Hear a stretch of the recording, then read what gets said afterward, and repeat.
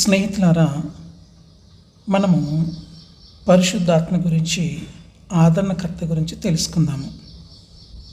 ప్రాముఖ్యంగా ఆదరణకర్త అంటే ఎవరు? పరిశుద్ధాత్మ ఎవరు? పరిశుద్ధాత్మ దేవుని ఆత్మ మరియు క్రీస్తు ఆత్మ.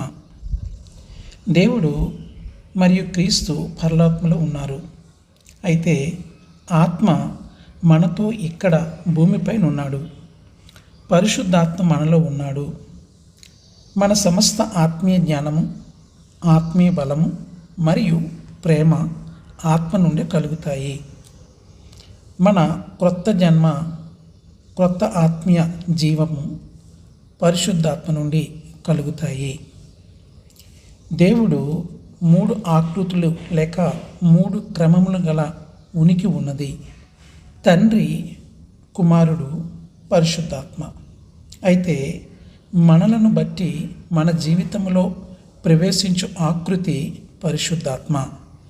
తండ్రి అయిన దేవుడు అదృశ్యుడు, కుమారుడైన దేవుడు పరలోకమునకు తిరిగి వెళ్ళాడు.